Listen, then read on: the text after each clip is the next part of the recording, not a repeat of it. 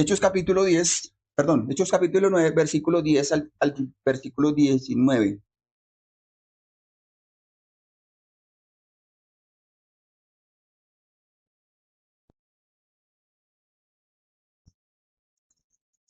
Había entonces en Damasco un discípulo llamado Ananías, a quien el Señor dijo en visión, Ananías, y él respondió, heme aquí, Señor.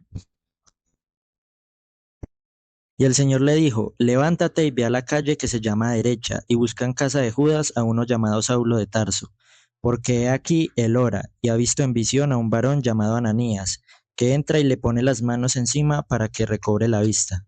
Entonces Ananías respondió, Señor, he oído de muchos acerca de este hombre, cuántos males ha hecho a tus santos en Jerusalén, y aún aquí tiene autoridad de los principales sacerdotes para prender a todos los que invocan tu nombre. El Señor le dijo, ve, porque instrumento escogido me es este, para llevar mi nombre en presencia de los gentiles y de reyes y de los hijos de Israel, porque yo le mostraré cuánto le es necesario padecer por mi nombre. Fue entonces Ananías y entró a la casa, y poniendo sobre él las manos, dijo, Hermano Saulo, el Señor Jesús que se te apareció en el campo por donde venías, me ha enviado para que recibas la vista y seas lleno del Espíritu Santo. Y al momento le cayeron de los ojos como escamas, y recibió al instante la vista, y levantándose fue bautizado. Y habiendo tomado alimento, recobró fuerzas, y estuvo Saulo por algunos días con los discípulos que estaban en Damasco. El título de esta enseñanza es Restaurado para la misión, evidencias de una conversión real. Yo creo que solamente entendiéramos el título y nos fuéramos con eso en nuestro corazón, yo creo que el Señor ya habría hablado a nosotros. ¿Por qué? Porque es restaurado para una misión, es decir, el Señor nos salva porque tiene una misión para nosotros. El Señor no nos salva, no nos perdona simplemente para venir a sentarnos los domingos 2 horas. El Señor nos restaura porque tiene un propósito para nuestra vida. Y si el Señor nos restaura, nos salva porque tiene un propósito para nuestra vida, existen unas evidencias de una conversión que es real. Debemos tener en cuenta que el libro de los Hechos, aquí nos encontramos con uno de los eventos más impactantes de toda la escritura. Es ese encuentro que tiene Saulo con el Señor Jesucristo. Ya lo hemos estudiado, el Evangelio llegó a Jerusalén, se está extendiendo a Samaria, está llegando hasta Galilea. Y si pensamos en el tiempo, algunos tienen diferentes años en los cuales se desarrolló el libro de los Hechos de los Apóstoles. Independiente de cuándo fue desarrollado o escrito este libro, ya han pasado años entre que Jesús murió, resucitó, ascendió y luego incluso se les presentó a sus apóstoles. Han pasado años. Ahora, hay que pensar si este evangelio ya que había sido predicado había llegado en algún momento a Pablo. ¿Ustedes qué creen? ¿Que Pablo ya había escuchado el evangelio antes? ¿Será que Pablo había escuchado el evangelio? Había escuchado. Pablo no era una persona ignorante. Él era un fariseo, una persona intelectual, era una persona que había sido formado y conocedor de la ley. Además, él estaba activamente involucrado en la persecución de la iglesia. Él tuvo que haber estudiado qué era lo que perseguían. Entonces conocía la doctrina de los cristianos. Él había escuchado su mensaje, él había presenciado su fe, incluso había sido testigo de la fe de un hombre que había sido capaz de dar su vida por el Evangelio, en el caso de Esteban. Es decir, Saulo no era alguien ajeno al mensaje de Cristo. Y aunque este hombre, como lo estudiamos hace una semana, conocía todo el Antiguo Testamento, era un experto en griego, hebreo, arameo, este hombre había escuchado el mensaje de Cristo, él podía relacionar lo que a nosotros tanto nos cuesta, de ver todas las figuras del Antiguo Testamento, las sombras de Cristo, y ver la obra de Cristo, y aún así él no había logrado creer. Esto es importante, porque esto nos muestra que una persona puede estar expuesta al Evangelio, puede conocerlo intelectualmente, incluso puede reaccionar contra él y aún así no haber sido convertido. Lo que es importante y es interesante que nosotros podamos entender es que si Dios tiene un propósito o Dios va a salvar a alguien, si es necesario que el mismo Cristo venga y se le presente a una persona, así lo hará. Nosotros debemos descansar que la salvación es del Señor. Nosotros lo decimos, pero muchas veces no lo vivimos.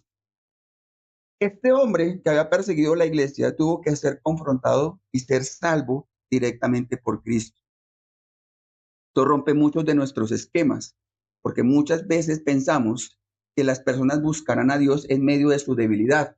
Recuerden algo que yo toqué por encima hace una semana, o lo he hablado en los discipulados. ¿Cómo nos enseñaron a predicar el evangelio? ¿O qué hace usted cuando quiere compartir el evangelio a otra persona? Pensamos consciente o inconscientemente en la debilidad de la persona. Si está pasando por una crisis, si tiene problemas en el matrimonio, si tiene problemas con los hijos, y entonces ahí encontramos como un momento propicio para decirle, Cristo tiene una solución para ti, Cristo cambiará tu vida.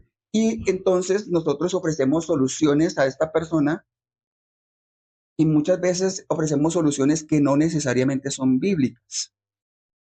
Pablo tenía todo lo que una persona podría esperar. Tenía títulos, tenía reconocimiento, tenía poder, tenía fama, tenía riqueza, tenía una bonita familia, pero no tenía Cristo.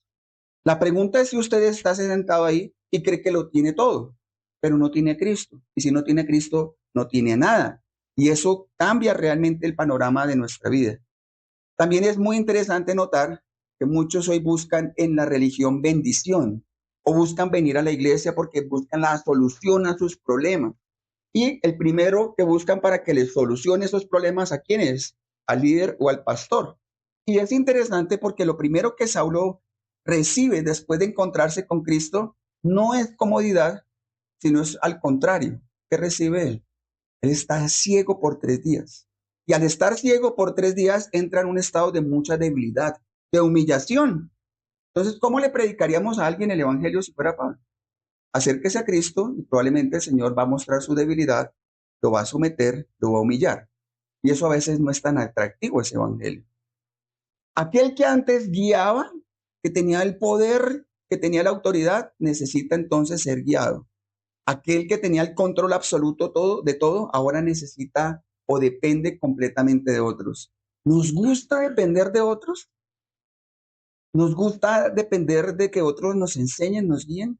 Pues eso fue lo que tuvo que hacer Pablo, aún con todos los títulos que él tenía. Podemos pensar con reverencia que estos 3 días de Pablo fueron los más importantes de toda su existencia.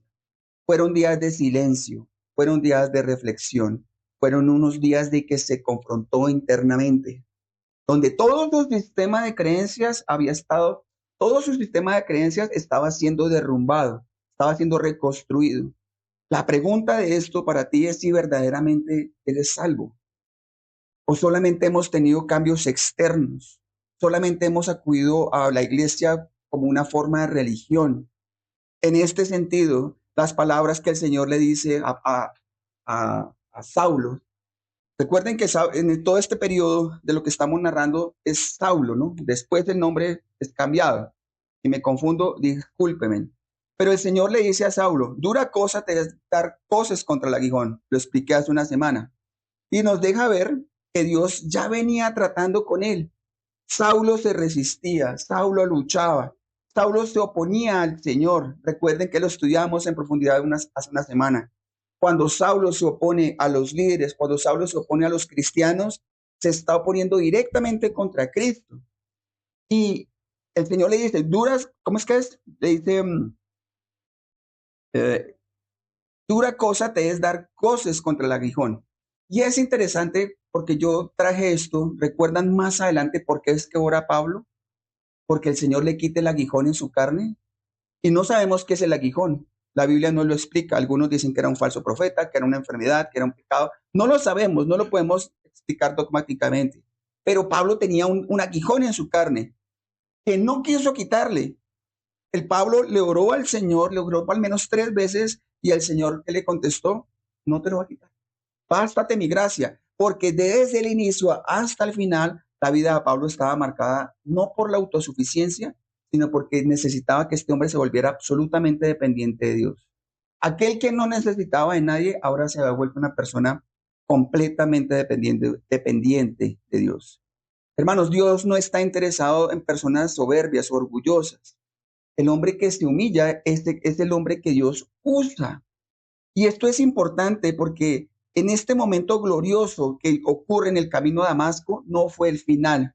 sino fue el inicio de un proceso largo y profundo que Dios tiene con él.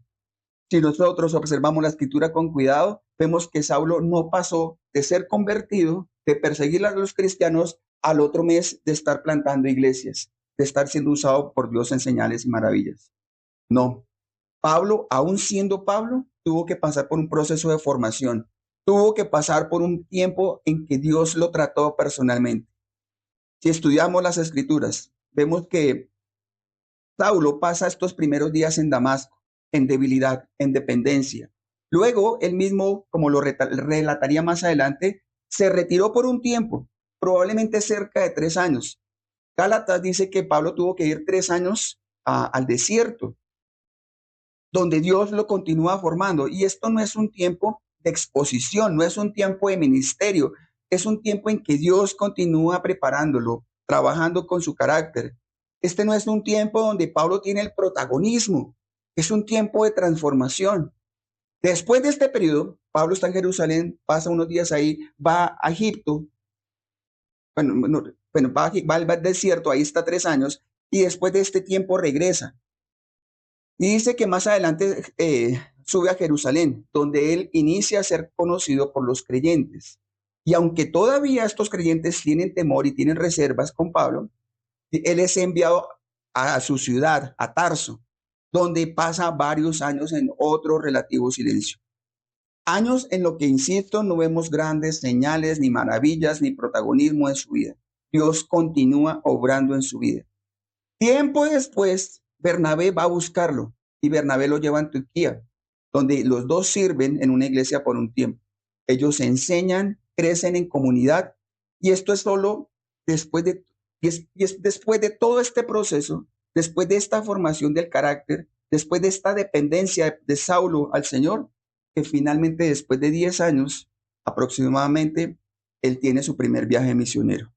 Y esto es profundamente importante porque nos enseña que Dios no solo llama, sino que Dios prepara el corazón, que Dios no solo salva, sino que Dios forma el carácter. Miren, no hay nada más peligroso que un líder sin carácter. Es como darle un fusil a un niño. Eso puede hacer mucho daño en las personas, puede hacer mucho daño en la iglesia. Dios tiene que tratar primero con el corazón de Pablo para entonces después ponerlo a liderar. Dios trabaja en lo oculto antes de exponer en Pablo lo visible de su ministerio. Aquí insisto, no hay algo que no podemos nosotros pasar por alto. Cuando Dios decide tratar con Saulo, también creo que vimos acá en lo que leemos, no envió a uno de sus apóstoles más reconocidos. Claro, como Saulo era una persona muy importante, entonces le vamos a mandar a Pedro o le vamos a mandar a Juan. No, le envió a una persona sencilla, a un discípulo que no tenía grandes reconocimientos. Dios envió a Ananías. Y esto también es significativo, porque Dios en su sabiduría no solo derriba al orgulloso, sino que también lo restaura a través de medios sencillos. Le enseña que ahora su vida está ligada al cuerpo de Cristo, a la iglesia, a personas comunes y corrientes, a la comunión con otros creyentes. Porque hermanos, esto es fundamental. Una de las evidencias, estamos solamente en la introducción, una de las evidencias de una verdadera conversión es que Dios no nos salva para dejarnos aislados. Dios, una vez salva a una persona, lo introduce en la familia de la fe, lo introduce en la iglesia. Dios no nos deja como rodeas sueltas, sino como personas que estamos integrando una iglesia, una comunidad, nos conecta unos con otros. Es importante que usted entienda que un líder que no tiene a quien darle cuentas, así sea Sugel Michelén, tiene en su iglesia un equipo de varios pastores entre los que ellos se dan cuenta, en los que ellos muchas veces se disciplinan, se exhortan, siendo quien sea. Y si uno no tiene un pastor que esté dando cuentas, ahí puede ocurrir un peligro. Todos nosotros tenemos que tener a alguien que nos discipule, porque si usted no es discípulo, no puede discipular. No sé si, bueno, ahora hablaremos de eso, pero más adelante, Julián, esperaremos que con Patricia nos den una enseñanza acerca del discipulado y de lo que significa el discipulado bíblicamente, y queremos usarlo eso para que nosotros tengamos una comprensión bíblica de lo que esto significa. ¿Qué estamos nosotros viendo hasta aquí? Que Dios en su sabiduría toma un hombre como Saulo, un hombre tan preparado, tan influyente, que este hombre no fue colocado es inmediatamente dentro de una posición de liderazgo, sino que él primero fue hermano, fue discípulo, fue formado y entonces después de años él inicia a servir. Hermanos, su vida no fue perfecta después de su conversión. Él tuvo una vida marcada por desafíos, por oposición, por sufrimiento, pero también fue una vida sostenida por la gracia de Dios. El mismo que lo derribó lo levantó y el mismo que lo humilló lo sostuvo. Es por todo esto que nos lleva a entender que la conversión de Saulo no solamente es un evento impactante, sino una obra completa que Dios hace, Dios transforma, Dios humilla, Dios integra, Dios forma y Dios envía. La pregunta, ahora iniciando, es si alguna vez nosotros nos hemos sentido humillados por Dios, porque la humillación hace parte de la salvación y de la conversión. ¿Cómo que el Señor nos humilla? Claro. Cuando nosotros realmente conocemos nuestro corazón y la maldad de nuestro corazón, nos rendimos y nos humillamos delante de Él. Por eso cuando llegamos nosotros a este pasaje, no estamos simplemente viendo lo que ocurrió después de este encuentro fenomenal entre Cristo y Pablo. Estamos viendo las evidencias reales de una conversión verdadera. Ese es el tema que nosotros hoy tratemos. Lo que nos lleva al punto 1 de la enseñanza. Una vida rendida a Dios. Vamos a leer del versículo 10 al versículo 12. Alguien lo lee, por favor.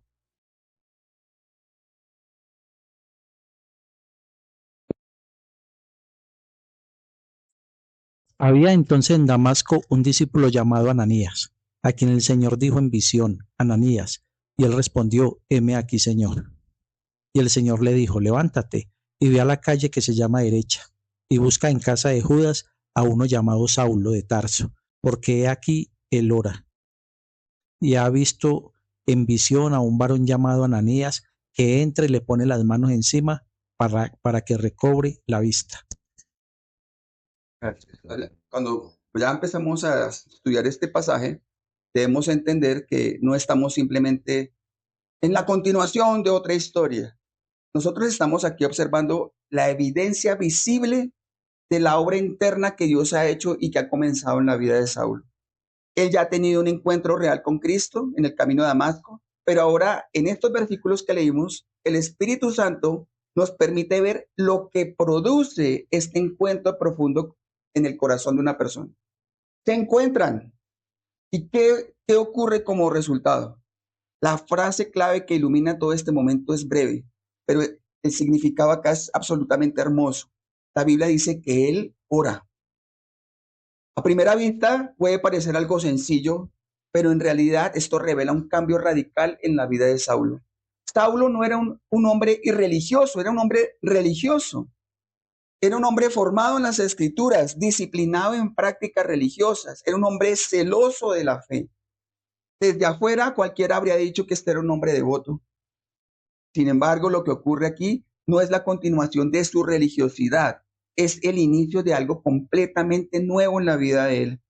Saulo ora, pero no ora como oraba antes. Ya no se trata de una práctica aprendida ni de palabras repetidas por costumbre. Aquí él ora porque hay un clamor sincero en su corazón, un corazón que ha sido quebrantado, que ha sido confrontado por Cristo. Y aquí vemos la diferencia entre lo que es la religión externa.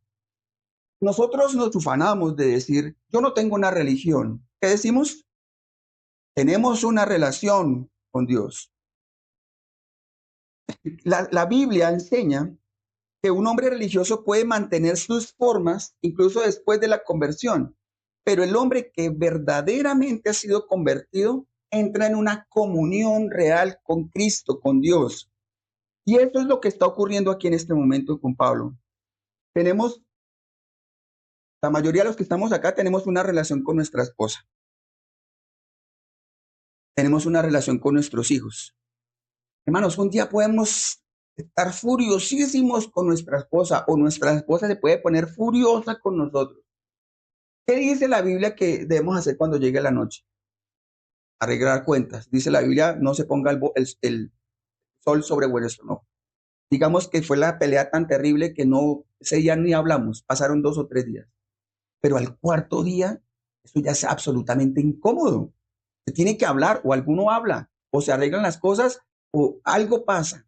Pero si ya pasan más de 3 o 4 días en un hogar sin hablarse, eso es horrible. Pasa igual con un hijo. Puede ser que usted se moleste con un hijo, pero bueno, con un hijo es más corto. Pasará 1 hora, 2 horas, no peleé con un hijo y tendrán que hablar. No podemos nosotros decir, yo no podría decir que tengo una relación con Milena y que pase un mes sin hablar con ella. Yo sería una persona mentirosa. Yo no podría decir que tengo una relación con Valentina y pasen 15 días sin hablar con ella. ¿Podemos decir entonces que tenemos una relación con Dios sin orar, sin hablar con Él? Podríamos decir categóricamente que que no tengo una religión, que tengo una relación con Dios y mis oraciones son en el almuerzo 5 minutos. O mis oraciones son en la mañana, estilo católico, cuando salgo de la casa y me echo la bendición. ¿Realmente podemos decir que tenemos una relación con Dios si no oramos? Ahora, cuando decimos que tenemos una comunión, eso es de parte y parte, es una relación de ida y venida. Ahora, imagínense una relación donde yo solamente soy el que hablo. Imagínense entre yo y Milena nunca habla y yo soy el único que habla todo el tiempo. ¿Sería una relación? No, tampoco sería una relación, porque Milena es un ser vivo que habla, que siente, que piensa.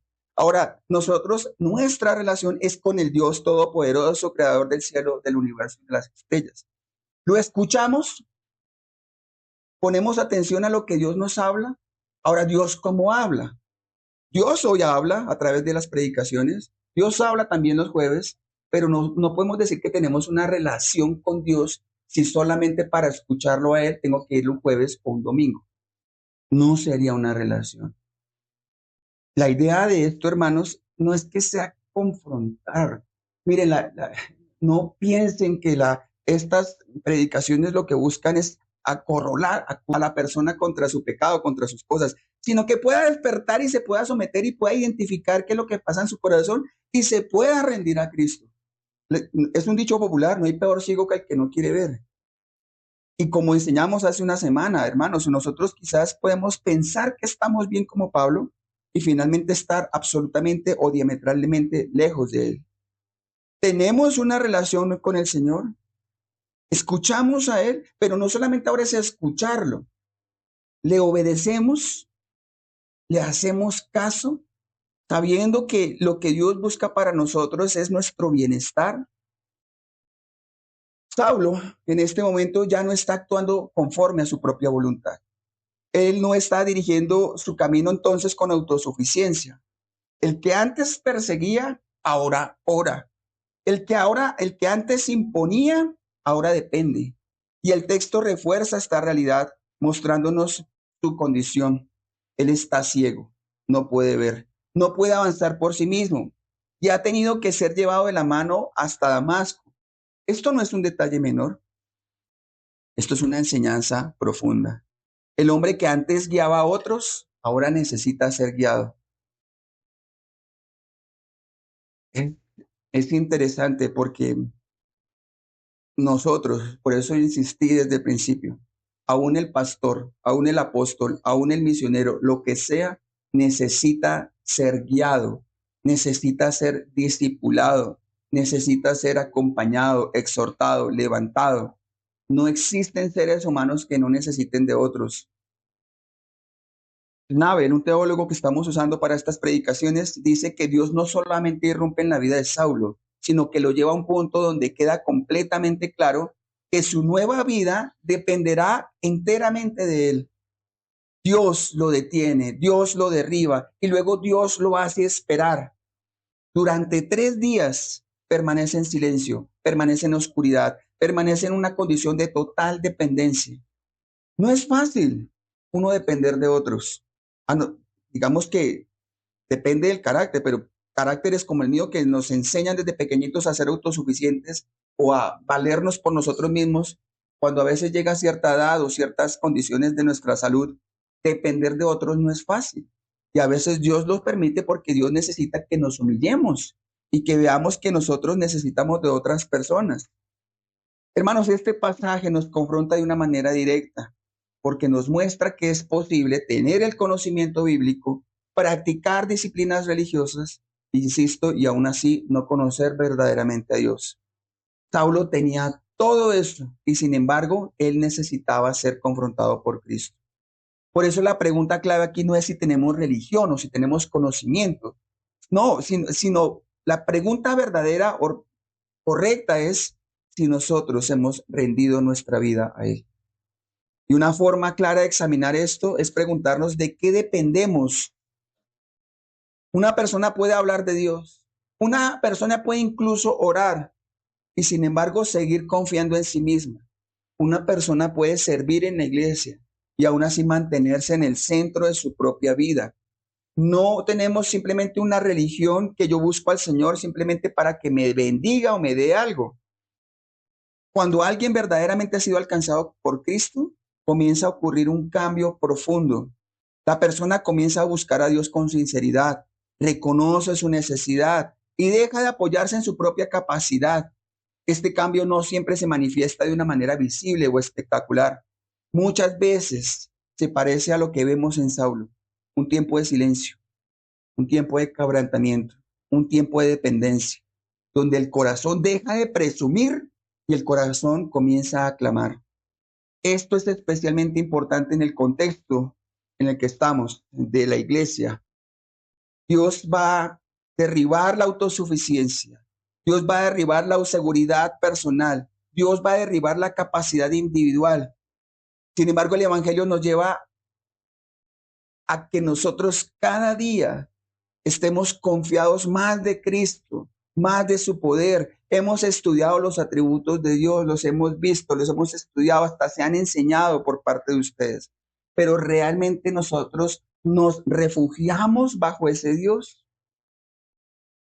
Hasta que una persona no llega a reconocer que necesita de Él, verdaderamente no ha experimentado su rendición, su salvación. Y encontramos la verdad central de la fe cristiana. La conversión inicia con la humillación. Dios no edifica una nueva vida sobre el orgullo humano, ni lo transforma. Dios necesita derribarnos. Dios necesita muchas veces rompernos para Él edificar realmente la vida que Él quiere para nosotros. La ceguera de Saulo no solamente se refiere a un aspecto físico, sino que también ilustra una realidad espiritual mucho más profunda. Representa la condición en la que todos nosotros estábamos, ciegos espiritualmente, seguros de nosotros mismos, confiados de nuestros recursos, alejados de Dios, enemigos de Dios. La gracia, hermanos, no consiste en mejorar un poco al hombre, sino en llevarlo a conocer que necesita por completo de la obra de Cristo. Por eso la oración de Saulo es tan significativa.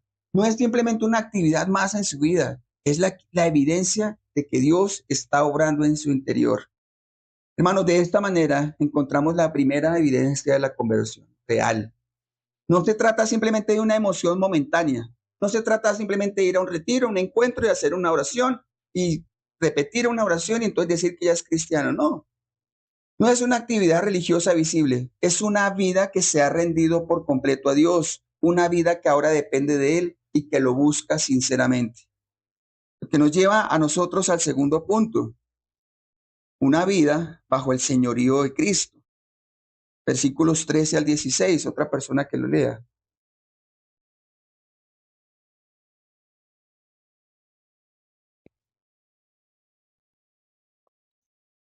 Entonces Ananías respondió: Señor, he oído de muchos acerca de este hombre, cuántos males ha hecho a tus santos en Jerusalén. Y aún aquí tiene autoridad de los principales sacerdotes para prender a todos los que invocan tu nombre. El Señor le dijo: Ve, porque instrumento escogido me es este, para llevar mi nombre en presencia de los gentiles, de reyes y de los hijos de Israel. Porque yo le mostraré cuánto le es necesario padecer por mi nombre. ¿Qué les parece esa manera de evangelizar? Un ejemplo, evangelizamos a Jimmy, el Señor te llama, pero el Señor te dice que es necesario padecer por su nombre. Bienvenido a la iglesia. Diría, es fuerte, pero es el verdadero evangelio. Y nosotros no podemos maquillar las cosas. Nosotros debemos decirle a una persona que si realmente quiere seguir a Cristo, se rinda a Él, muera a sí mismo, tome su cruz y entonces lo sigue. Pero también le podemos decir, en el mundo hay aflicción, pero confiemos que el Señor ha vencido. Al avanzar en este pasaje, vemos que la obra de Dios en la vida de Saulo no solo se evidencia en lo que está ocurriendo dentro de él, sino que también en lo que Dios declara acerca de él. Escúchenme a mí que esto es bien importante. No es suficiente una persona que hable en relación a Dios. Dios, ¿qué puede hablar de usted? Dios puede dar testimonio de usted. Se los voy a ilustrar de esta manera. Hoy en día, por redes sociales o personalmente o entre familias, las personas se pelean por un candidato político y lo defienden. Entonces yo soy de la Estrella y yo soy de Paloma y ese Cepeda y lo defienden a capa y espada e incluso hasta se dejan de hablar o se insultan y se pelean. Usted puede dar testimonio de ciertas cosas que conoce hasta cierto punto de un candidato. Pero si eso fuera una relación, tendríamos que preguntarle, bueno, señora Paloma Valencia, ¿y usted conoce a don Jimmy? ¿Qué me puede decir de don Jimmy? Si fuera una relación, esto es una ilustración, don Jimmy podría pelear por Paloma y defender a Paloma, pero si es una relación, ella tendría también que dar testimonio de él. O pongámoslo con el ejemplo del fútbol y de los hinchas. Hay muchos jóvenes que hoy en día dan la vida por su equipo. Como dicen ellos, dan la vida por un color, por un trapo, se tatúan, se chapean, se ponen tatuajes gigantescos en su cuerpo, van a recorrer el país en tractomulas siguiendo a su equipo, dan la vida literalmente por su equipo. Y un día le preguntaban a uno de estos muchachos, hermoso o no hermoso, pero tremendo lo que usted da la vida por su equipo. Ahora, le preguntaban a este muchacho en específico, ¿y qué ha hecho Nacional por usted? Y el muchacho queda en silencio. El equipo no había hecho nada por él. Si es una relación la que nosotros decimos o proclamamos tener con Dios, esa relación es de ida y vuelta, ¿sí? Nosotros damos testimonio de Dios y Dios da testimonio de nosotros. ¿Qué podría decir Dios de nosotros hoy? ¿Nos conoce? O podría decir, como lo hemos también hablado en algunas otras ocasiones, que llegará al final de los tiempos y nosotros diremos, Señor, pero si yo prediqué, fuimos a la galería, evangelizamos, ofrendamos, hice grupos de mujeres, de hombres, de niños, creé una fundación, sanidades y milagros, y el Señor podría decirnos que, apartados de mí, hacedores de maldad, nunca los conocí. Esa puede ser una opción. O puede ser otra opción, que el Señor hable de nosotros en Mateo 5, 25, 21. Buen siervo fiel, en lo poco me has sido fiel, sobre lo mucho te pondré, entra en el gozo de tu Señor. Si hoy el Señor nos llamara a su presencia y somos realmente honestos y sinceros, ¿cuál sería el testimonio que Él da de nosotros? Somos salvos, el Señor nos reconoce y saben que a estas alturas de la vida nosotros sabemos que todos somos creación de Dios, mas no todos somos hijos de Dios. Saulo ora y Dios le defiende, porque en este caso es Dios quien está dando testimonio de Saulo. Hay una relación, la escena cambia. Ya no estamos mirando únicamente a Saulo en su condición de quebrantamiento, sino que escuchamos la conversación entre él y Dios. Y allí se nos revela algo fundamental. Cuando Ananías recibe la orden de ir a buscar a Saulo, la reacción de este hombre es completamente humana. Él expresa temor, él presenta objeciones y recuerda el pasado de este hombre. Sabe quién es Saulo, sabe lo que él ha hecho y le cuesta entender cómo una persona así ahora es parte del plan de Dios. Su respuesta refleja lo que ahora cualquiera de nosotros podría pensar. Señor, he oído a este hombre y este hombre ha asesinado, este hombre ha matado, este hombre ha perseguido la iglesia. ¿Cómo vamos a ir a predicarle a una persona así? Sin embargo, la respuesta de Dios cambia completamente la perspectiva del relato. El Señor no discute. Escúchenme bien que esto también es una concepción que nosotros tenemos errónea en relación al Señor y una reacción, una relación incorrecta. El Señor es Señor. El Señor da órdenes. Las personas no discuten con Él. Si no discutimos con Él, usted tiene una opción. Si usted tiene un trabajo y tiene un jefe, el jefe da órdenes. Y usted tiene dos opciones, o le hace caso a su jefe o simplemente se busca otro trabajo. Pero usted no va a ponerle las condiciones a su jefe. Si usted realmente tiene a Dios como su Señor, no discute. El Señor no discute con Ananías. Tampoco le da explicación detalladas basadas en el pasado de Saulo, no. Ve que él es instrumento me es escogido él. Le declara una verdad firme y definitiva. Y con estas palabras, el enfoque deja de estar en Saulo, en lo que Saulo fue, perdón, sino en lo que Dios va a hacer con él.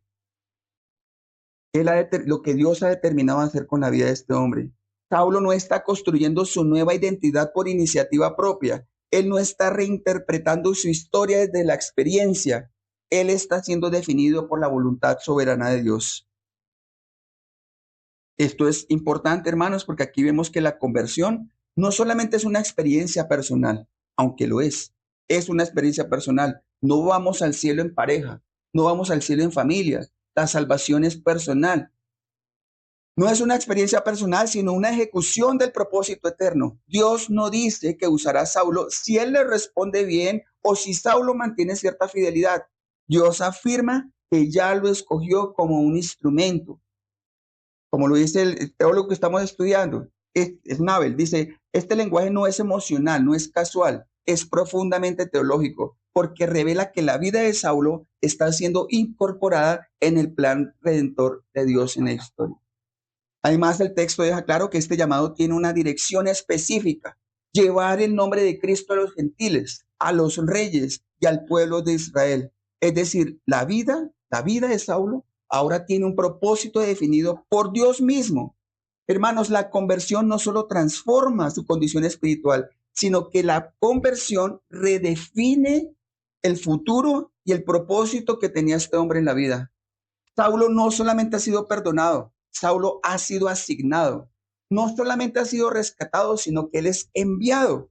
Por eso insisto en lo mismo. Si usted cree y aún le cuesta que ser cristiano es venir a luchar con su sueño 2 horas cada domingo o 3 horas, pues realmente usted no ha entendido ni conocido al Señor. Este pasaje nos confronta porque revela una realidad que muchas veces se evita en la vida cristiana. Hay quienes desean la salvación, pero no desean aceptar el señorío de Cristo. Yo les he enseñado acerca, o hemos conocido a Cristo como Salvador. Hemos hablado también de la paternidad de Dios, y esto es supremamente importante.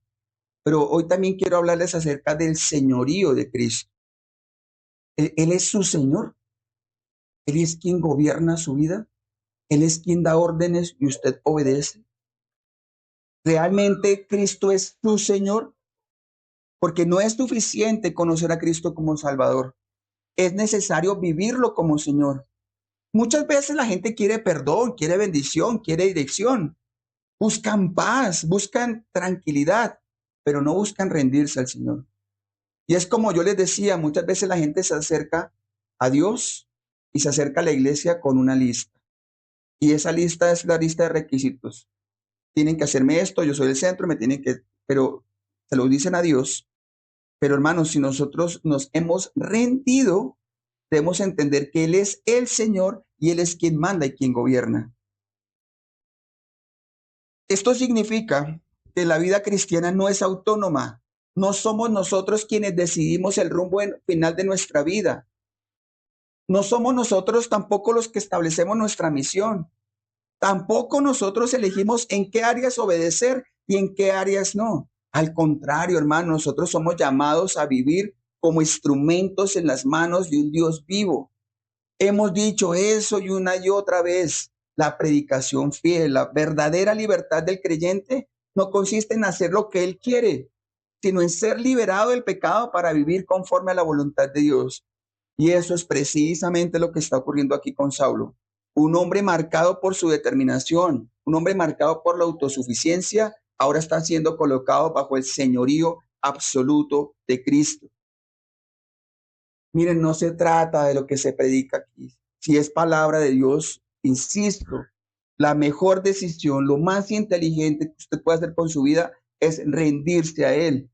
No basta con afirmar que creemos en Cristo. Es necesario preguntarnos si realmente vivimos bajo su autoridad.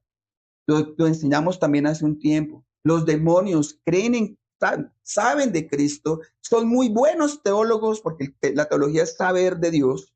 Un demonio lo sabe, tiemblan delante de él, pero Cristo no es autoridad. ¿Nuestras decisiones, planes, prioridades están siendo sometidas a la voluntad de Dios? ¿O seguimos nosotros manteniendo el control de nuestra vida y simplemente buscamos a Dios para que Dios nos dé o nos bendiga en algunas áreas de nuestra vida? Él es su Señor. La soberanía de Dios no solamente ocurre en la salvación. La soberanía de Dios también debemos aplicarla en la misión. Y es la misión, hermano, nosotros estamos en un proceso de plantación. Estamos en un proceso donde estamos cimentando las bases de la iglesia. La misión es del Señor. Él es el pastor. Dios es soberano también en la misión. Yo les he dicho en otras ocasiones, es muy fácil, lo hicimos en otra época, traer gente a la iglesia con motivaciones incorrectas, eso es fácil. Ofrezcamos mercados.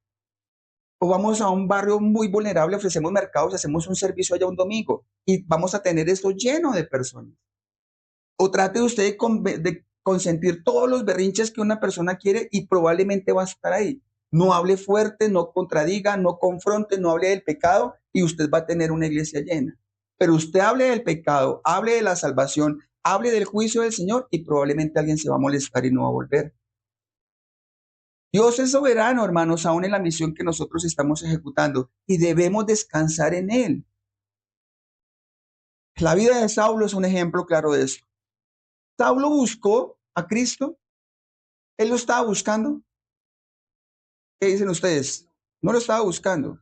Ahora, Saulo fue llamado por el Señor y entonces ahora Saulo dice, ahora yo, como tú me llamaste, ahora quiero hacer esto para ti.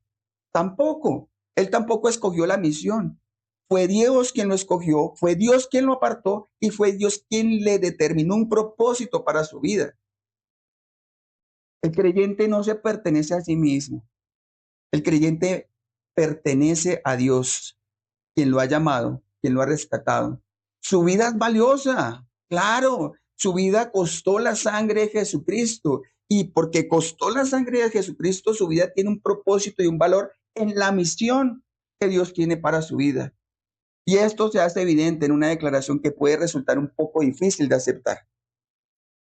Insisto, Dios no solamente define la misión de Saulo, sino que también decide el camino por el cual él cumplirá dicha misión. El Señor dice que le mostrará cuánto le es necesario padecer por su nombre. ¿Quién dice amén? Esto significa que el sufrimiento no es un accidente. Es una señal, tampoco es una señal de que algo salió mal. Es parte del llamado del mismo Señor. ¿Qué hicieron los amigos de Job cuando Job perdió todo? ¿Para qué se acercaron sus amigos? Durante una semana, a acusarlo, a culparlo y a decirle que se arrepintiera. Y este hombre, la Biblia dice que era un sacerdote era un hombre bondadoso que ayudaba a los pobres, era un hombre, bueno, ahí la Biblia habla de un hombre bondadoso, de un hombre bueno. Y sin embargo, Dios lo quebrantó y lo humilló hasta lo sumo, perdió todo lo que tenía, porque la Biblia dice que su postrer estado fue mucho mejor que el que estaba antes.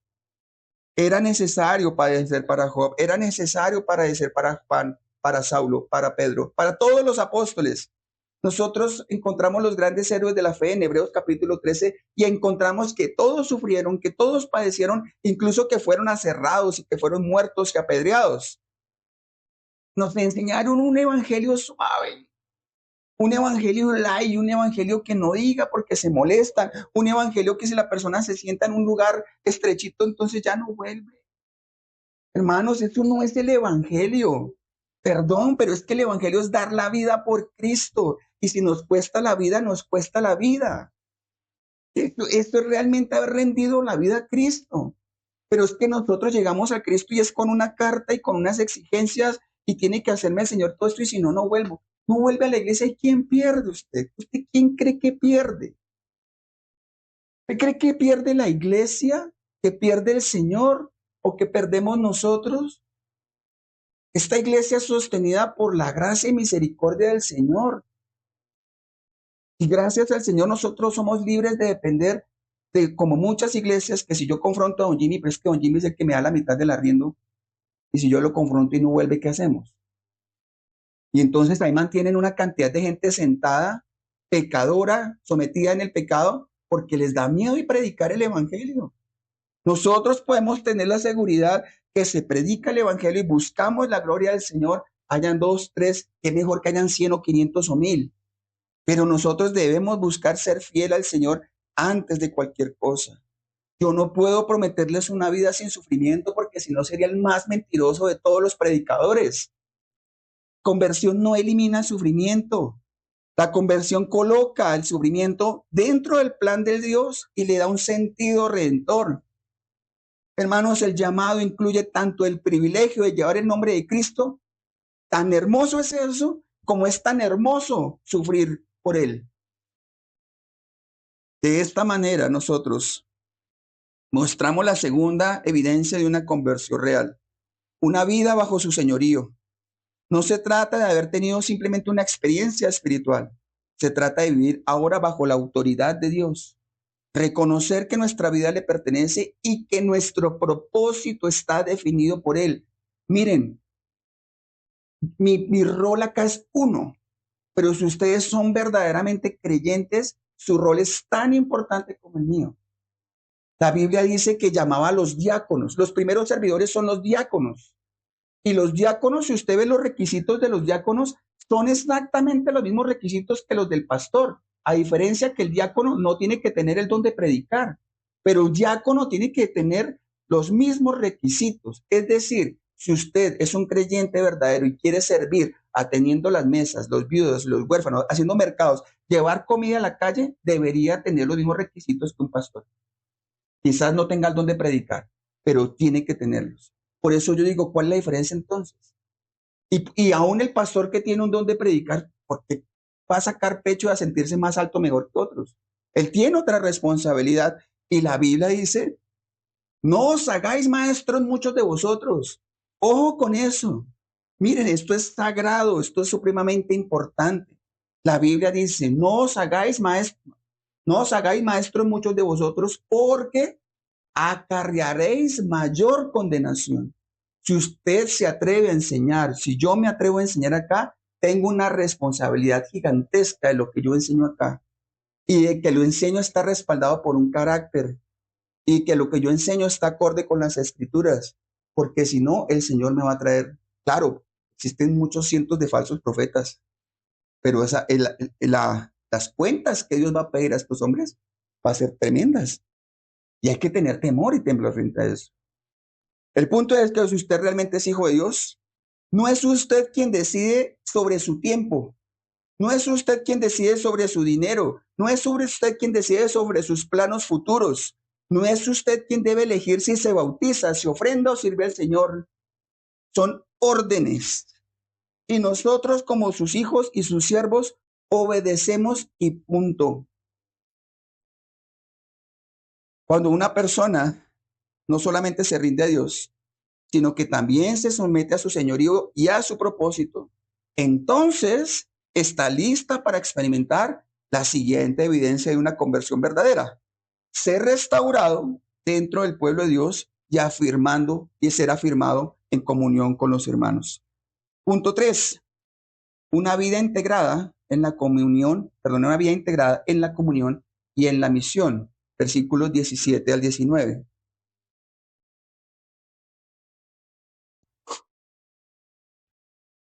Fue entonces Ananías y entró en la casa, y poniendo sobre él las manos, dijo: Hermano Saulo, el Señor Jesús se te apareció en el camino por donde venías. Me ha enviado para que recibas la vista y seas lleno del Espíritu Santo. Y al momento le cayeron de los ojos como escamas, y recibió al instante la vista, y levantándose fue bautizado. Y habiendo tomado aliento, recobró fuerzas. Y estuvo Saulo por algunos días con los discípulos que estaban en Damasco. Gracias. Esta sección, estos versículos, vemos el resultado visible, concreto y comunitario de lo que Dios ha venido haciendo en la vida de Saulo. Todo lo que comenzó en el camino de Damasco, todo lo que continuó en silencio, en dependencia, ahora se manifiesta de una manera clara delante de los otros. Ananías obedece al Señor. entra en la casa donde está Saulo y se acerca a él. Podríamos tener solamente una enseñanza de la obediencia de Ananías. Hay personas como lo que hizo Jonás huyendo del propósito de Dios. Este hombre Ananías entra, obedece al Señor, se acerca a él y pronuncia una frase que marca un antes y un después. ¿Qué le dice Ananías? Busquen en su Biblia.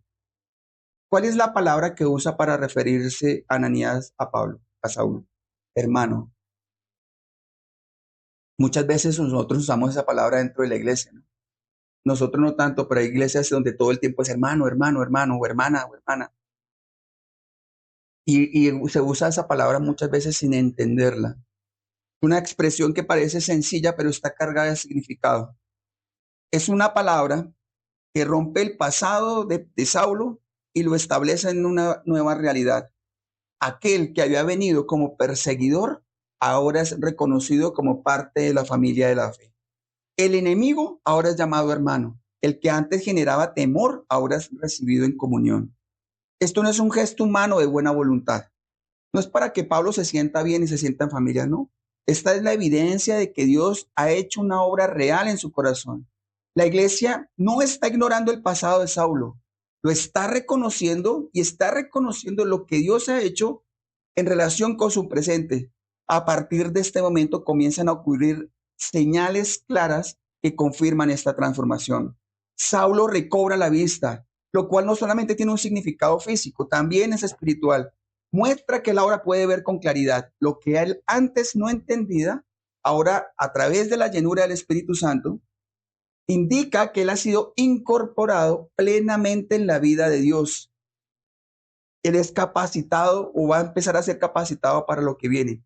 ¿Qué es lo que hace en ese momento Ananías y Saulo? ¿Qué ocurre? ¿Qué evento? Bautizo. Aquí se da un testimonio público de la nueva identidad y de su unión con Cristo. ¿Será que si somos verdaderamente creyentes, nosotros tenemos la opción de decidir si me bautizo o no? ¿Qué piensan ustedes? ¿El bautismo es opcional para el creyente?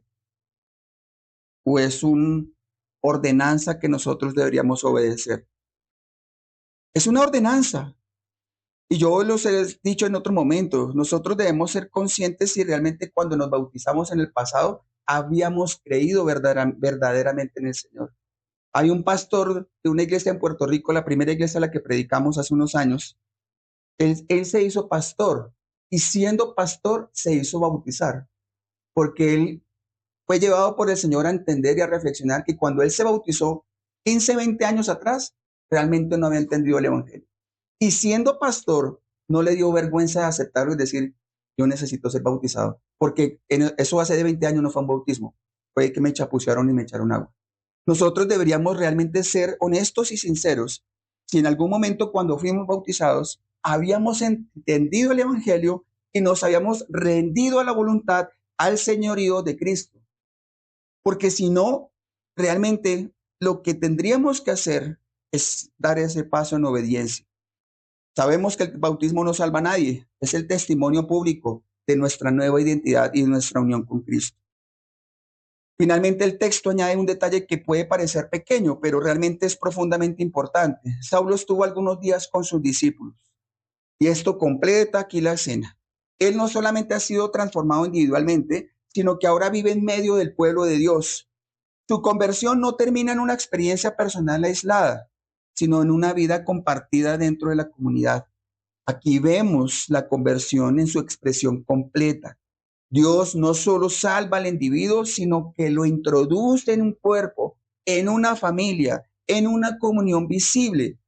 Hermanos, desconfíen si una persona dice, yo creo en Cristo, yo he rendido mi vida a Él, pero yo no necesito congregarme, todos los pastores son malos, yo creo en Dios a mi manera, a mi forma, y ese es mi problema.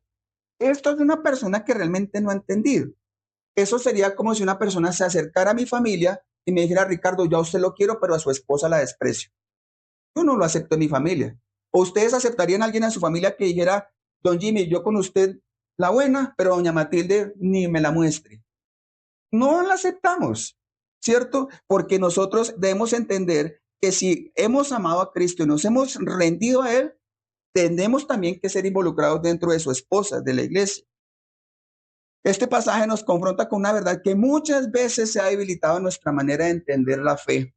La conversión verdadera nunca termina en aislamiento. El evangelio no produce creyentes solitarios, sino son personas que son integradas en una comunidad.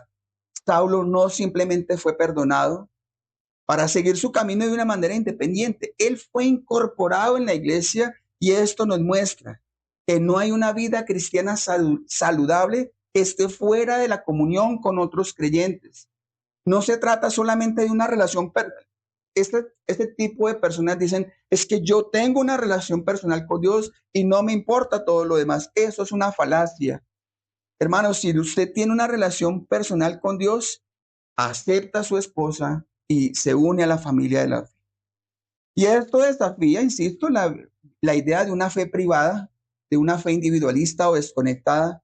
Hoy en día es común escuchar que alguno cree en Dios, pero no necesita de la iglesia. Y sin embargo, el testimonio de la Escritura es claro. El mismo Dios que salva, el mismo Dios incorpora, el mismo Cristo llama al que se reúne, el mismo Espíritu que llena es el que une a las personas con otros creyentes. La vida cristiana implica caminar con otros, aprender con otros, crecer con otros, también ser enviado junto a otros. Ni siquiera el Señor envió de uno en uno. El Señor al menos enviaba de dos en dos. La comunión no es un complemento opcional, es parte esencial de la obra de Dios en nosotros. Voy a tocar este tema por encima, que hace referencia a la membresía de la iglesia, que lo hemos hablado en otros momentos.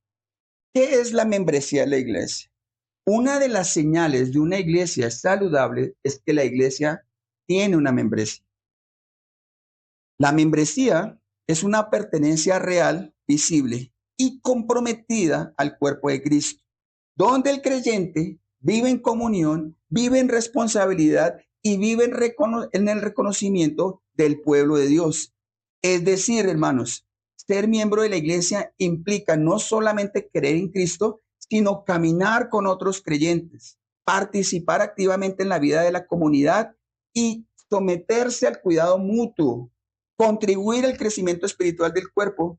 Y un argumento bíblico muy claro en todo esto es lo que estamos nosotros viendo acá en Hechos capítulo 9, donde Pablo de Tarso, después de su conversión, no permanece en una fe aislada, sino que intenta unirse a los discípulos en Jerusalén, siendo inicialmente rechazado hasta que Bernabé lo presenta con los otros apóstoles, tras lo cual dice la Biblia, estaba él con ellos, mostrando que incluso alguien llamado directamente por Cristo necesitó integrarse de manera reconocida, y esto es lo claro, reconocida y visible a la comunidad, lo que sostiene que la fe bíblica no es individualista, sino que necesariamente se expresa en una manera concreta cuando nos unimos al cuerpo de creyentes.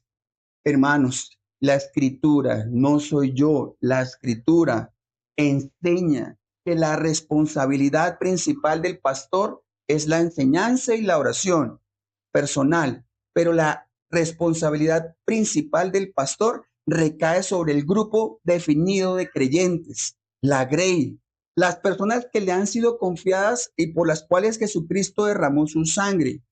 Hermanos, la Escritura enseña que la responsabilidad principal del pastor recae sobre el grupo definido de creyentes, la grey que le ha sido confiada. Eso está en Hebreos 13:17, está en 1 de Pedro 5:2, porque en ellos, dice la Escritura, ha de velar, ha de enseñar y ha de dar cuentas delante de Dios, lo que implica una relación clara de cuidado, compromiso, autoridad espiritual, que no puede ejercerse de la misma manera con los que solamente asisten ocasionalmente a la iglesia o a la congregación sin un compromiso o sin frutos evidentes de conversión. La Biblia, hermanos, muestra una relación clara. Hay pastores que cuidan, pero también hay creyentes que se comprometen.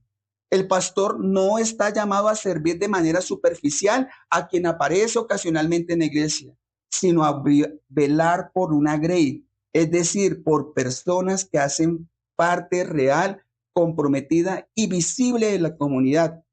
Es por eso que si una persona no se compromete con Cristo, no da frutos evidentes de salvación, no se integra a la vida de la iglesia, no puede esperar coherentemente que el pastor asuma una responsabilidad plena sobre su vida espiritual. No se trata de falta de amor, sino de un orden bíblico. El cuidado pastoral implica responsabilidad mutua. Si usted no se compromete con Dios y no se rinde a Él, a sus ordenanzas, si usted no se compromete con Dios y con su esposa, la iglesia, no espere que el pastor se comprometa con usted. Dice Jesús, mis ovejas oyen mi voz y mis ovejas me siguen. Es bíblico. Y en otras palabras, el pastor da cuentas por aquellos que caminan bajo su cuidado. Si una persona no se somete a la autoridad de las escrituras, no se somete al liderazgo, no da frutos evidentes de conversión, no puede ser pastoreado. Puede ser discipulado, puede ser enseñado, puede ser evangelizado, puede ser guiado a Cristo.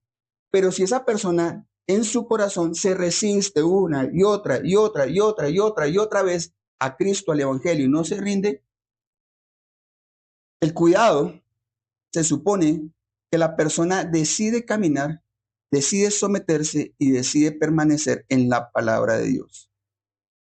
Si alguien solo asiste a la iglesia sin compromiso, se coloca fuera de esa relación de cuidado profundo. El llamado bíblico es claro. No solamente es creer, es pertenecer, es perseverar y es dar fruto. Entonces, el pastoreo cobra todo su sentido y cobra toda su responsabilidad. En este punto, hermanos, ya terminando, vemos con claridad la dimensión fundamental del evangelio. La salvación no solamente es individual, también es comunitaria. Dios no es solamente está formando creyentes aislados, sino el Señor está formando a un pueblo, a una iglesia visible donde su gracia se manifiesta. El bautismo en este contexto no es simplemente un símbolo vacío, es una declaración pública de pertenencia, es la señal visible de que alguien ha sido unido a Cristo. Y ahora que forma parte de su cuerpo, Dios está con él, su Espíritu Santo es evidencia que está con él. Cristo es su Señor, Cristo es su Salvador, el Padre lo cuida, el Espíritu Santo lo guía. Hermanos, la iglesia no es un accesorio del Evangelio, es el contexto donde el Evangelio se vive, se proclama y se confirma. También es importante notar el orden que vemos aquí. Saulo no es enviado inmediatamente a cumplir su misión sin antes ser recibido por la comunidad. Saulo primero es integrado, es afirmado, es acompañado y luego es enviado. Y esto nos enseña que nadie puede desarrollar correctamente su llamado si no ha sido primero establecido dentro de la comunión de los santos. La misión no nace del aislamiento, sino de la comunión. Esta es la tercera evidencia que hemos estudiado el día de hoy. Una vida que se integra en la comunión y en la misión de la iglesia. No se trata solamente de un cambio interno, sino de una nueva manera de vivir en relación con otros, dentro del pueblo de Dios y como parte de su obra y de su mundo. Hermanos, cuando nosotros hablamos de la disciplina de la iglesia, hablamos de la disciplina que se ejerce sobre hermanos. La disciplina no se puede ejercer sobre personas que solamente asisten a la iglesia. Por eso esto es importante decirlo en este punto que nosotros nos encontramos de la iglesia. En este punto que nos encontramos, estamos todos como asistentes y eventualmente el Señor en su momento y en su tiempo dará testimonio público de aquellos que realmente se han comprometido con Dios, con el liderazgo y con la iglesia. Este es el cierre. Después de haber escuchado la palabra de Dios en este pasaje, no podemos simplemente quedarnos con la historia de Saulo como si fuera algo lejano o ajeno a nosotros. Este texto nos confronta directamente porque nos pone delante de la realidad de lo que Cristo hace cuando encuentra verdaderamente la vida de una persona. La pregunta ya no es qué ocurrió con la vida de Saulo. La pregunta es qué está ocurriendo con tu vida. Porque el mismo Cristo que salió al encuentro con Saulo es el Cristo de hoy. Pero a través de su palabra, hermanos, probablemente Cristo no se vendrá visiblemente a encontrarse con usted, pero su palabra sí. Y la escritura dice que la palabra es el mismo Cristo. Usted decide si aceptar la voluntad del Señor a través de su palabra o rechazarlo. Cristo que salió al encuentro de Saulo es el Cristo de hoy a través de su palabra. Él está hablando a su corazón y delante de él no hay un punto intermedio. No podemos quedarnos neutrales. O seguimos por nuestro propio camino, confiando en nosotros mismos, o nos rendimos completamente a su autoridad. Tal vez hay personas que han escuchado el Evangelio muchas veces, que han hecho la oración de fe muchas veces, que han estado cerca, que han entendido muchas cosas. Incluso pueden afirmar que creen en Dios. Pero si somos honestos, una cosa es conocer acerca de Dios y otra cosa muy distinta es haber sido confrontados y transformados por Cristo. Saulo conocía, sabía, estaba convencido de sus ideas, pero él estaba espiritualmente ciego, muerto, y fue necesario que Cristo interviniera en la vida de él para derribarlo y mostrarle su verdadera condición. Quiero que piensen algo. ¿Su naturaleza ha sido transformada? ¿Usted en algún momento tiene un antes y un después? ¿Su vida, su naturaleza realmente ha sido transformada? ¿El pecado en el que antes se deleitaba o en el que perseveraba ahora lo repugna? ¿Ve el pecado como lo ve Dios? ¿Ha tenido un cambio en naturaleza? ¿Realmente el Señor es el Señor de su vida? Quien da órdenes y usted obedece, o usted a estas alturas sigue peleando con Dios entre lo que Dios le guía y usted hacer su voluntad.